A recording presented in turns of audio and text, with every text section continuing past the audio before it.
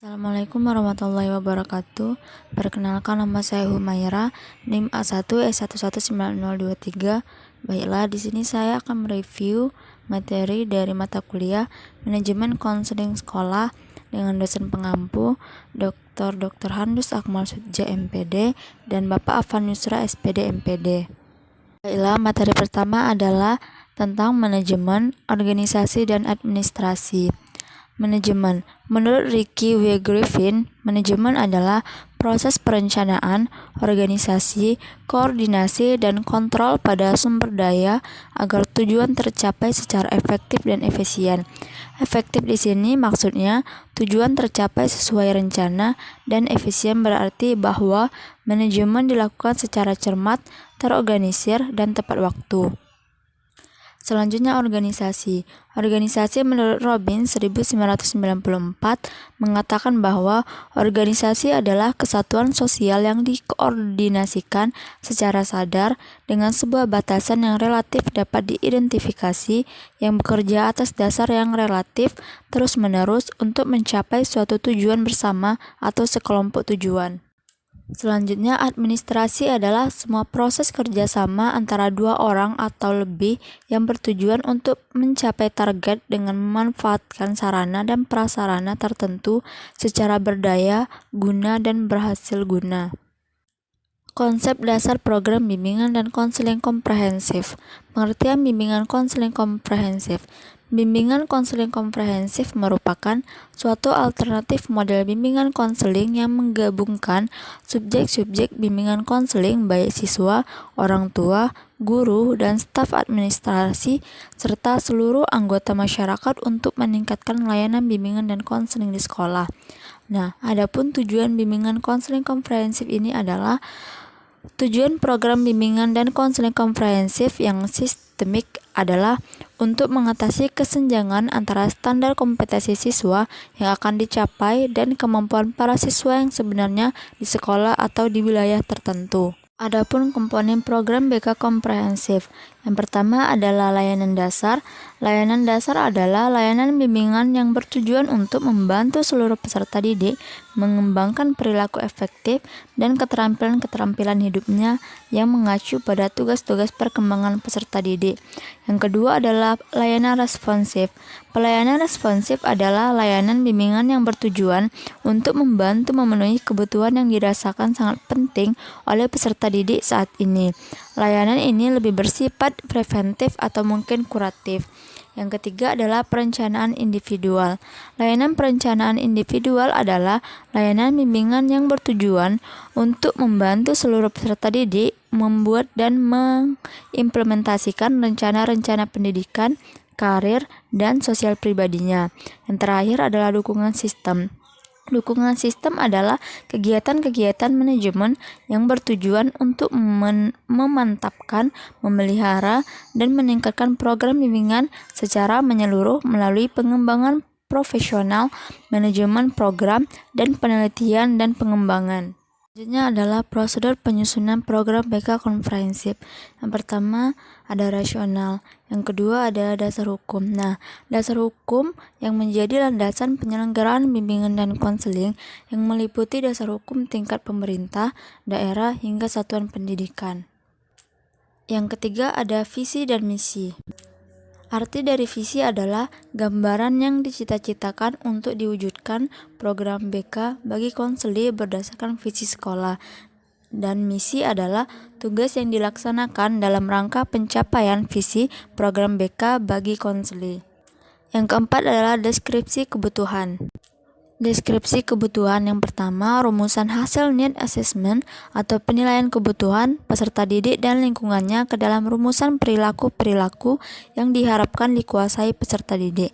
Yang kedua, rumusan ini tiada lain adalah rumusan bagi tugas-tugas perkembangan, yakni standar kompetensi kemandirian yang disepakati bersama. Yang kelima adalah tujuan.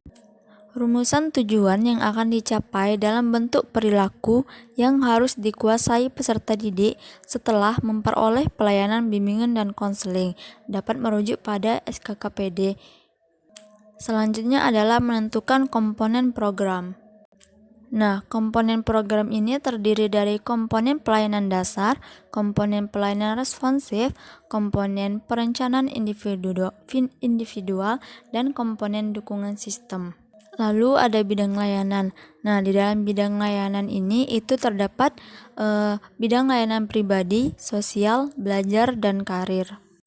Dan yang terakhir adalah rencana operasional atau action plan.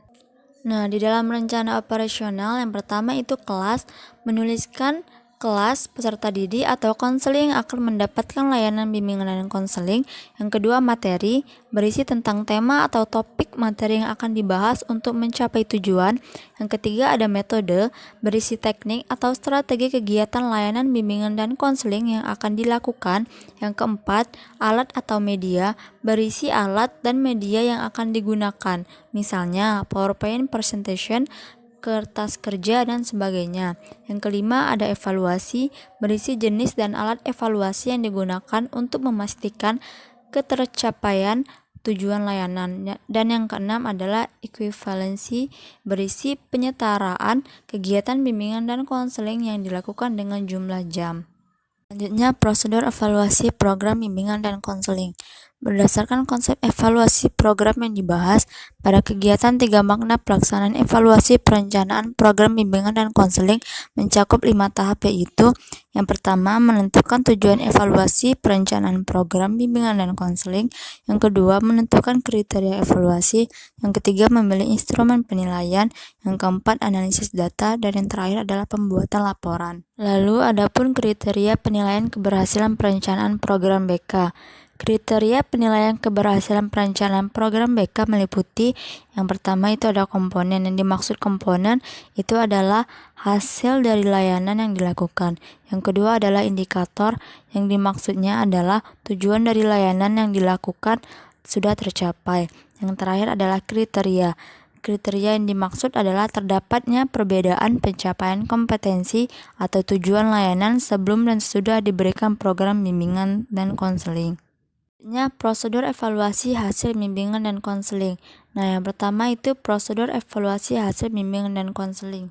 Penilaian hasil ditujukan kepada perolehan peserta didik yang menjalani layanan. Perolehan ini diorientasikan pada A. Pemahaman baru yang diperoleh melalui layanan dalam kaitannya dengan masalah yang dibahas. B. Perasaan positif sebagai dampak dari proses dan materi yang diperoleh. C. Rencana kegiatan yang akan dilaksanakan oleh siswa sesudah pelaksanaan layanan dalam rangka mewujudkan upaya lebih lanjut pengentasan masalah yang dialaminya. D. Respon peserta didik, personel sekolah, orang tua, masyarakat, dan stakeholder. E. Perubahan kemajuan peserta didik dilihat dari pencapaian tujuan layanan bimbingan dan konseling. Yang kedua adalah menentukan tujuan dari layanan bimbingan dan konseling. Yang ketiga, menentukan kriteria penilaian dari hasil bimbingan dan konseling. Yang keempat, memilih instrumen penilaian tersebut. Yang kelima adalah analisis data. Dan yang terakhir adalah pembuatan laporan dari hasil bimbingan dan konseling yang telah dilakukan. Selanjutnya adalah akuntabilitas bimbingan dan konseling. Akuntabilitas merupakan bentuk pertanggungjawaban suatu kegiatan. Akuntabilitas dilihat sebagai suatu kegiatan yang digunakan untuk meyakinkan stakeholder sehingga memiliki kepercayaan terhadap program atau kegiatan yang dilakukan. Furqon dan Bajuraman. Tujuan akuntabilitas bimbingan dan konseling. Sugio 2014 memaparkan bahwa akuntabilitas dalam bimbingan dan konseling berfungsi untuk 1. Memperoleh balikan mengenai hasil kerja konselor. Yang kedua, mempertimbangkan penggunaan metode dalam layanan bimbingan dan konseling. Yang ketiga, dapat lebih mengenal kebutuhan-kebutuhan peserta didik yang belum terrealisasi. Yang keempat, mengurangi cara kerja yang sifatnya rutinitas dan menemukan inovasi layanan bimbingan dan konseling. Yang kelima, sebagai dasar untuk memberikan masukan dalam rekrutmen konselor.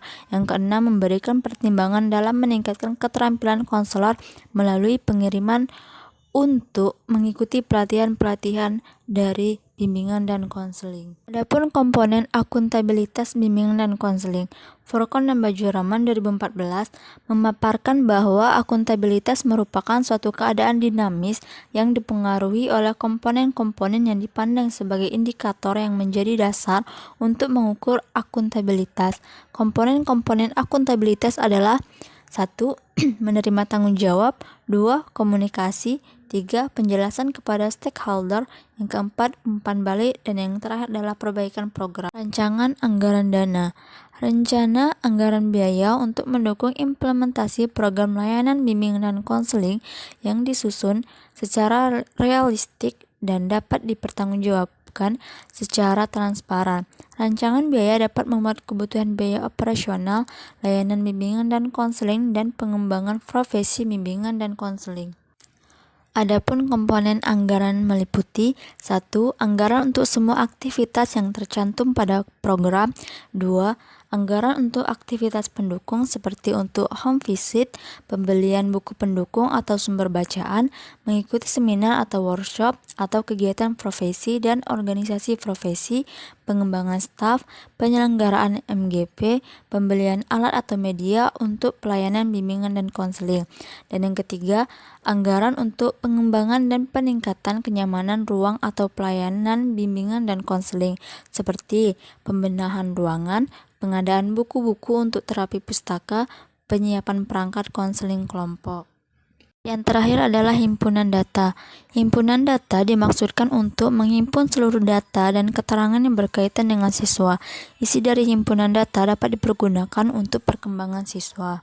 Baiklah, hanya itu yang dapat saya sampaikan dari mereview materi dari mata kuliah manajemen konseling di sekolah. Apabila ada kesalahan ataupun kekurangan di dalam penjelasan, saya mohon maaf. Saya akhiri dengan wassalamualaikum warahmatullahi wabarakatuh.